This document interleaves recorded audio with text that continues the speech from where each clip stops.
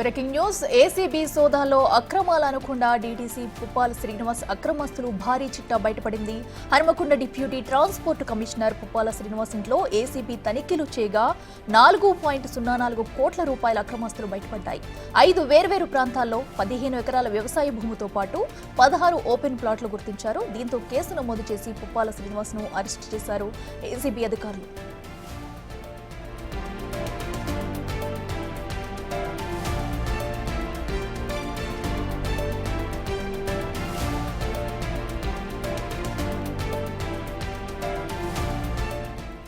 గతేడాది ఫిబ్రవరిలో ఉమ్మడి వరంగల్ డీటీసీగా శ్రీనివాస్ బాధ్యతలు స్వీకరించారు. అంతకుముందు హైదరాబాద్ రవాణా శాఖ కార్యాలయంలో పనిచేశారు.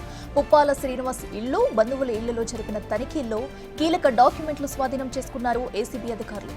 తనిఖీల్లో బంగారం, ఓపెన్ ప్లాట్స్, వ్యవసాయ భూములు, అగ్రిమెంట్ పేపర్స్ లభ్యమయ్యాయి. శ్రీనివాస్ ను కోర్టులో ప్రవేశపెట్టి కస్టడీ కోరి విచారించే అవకాశం ఉంది.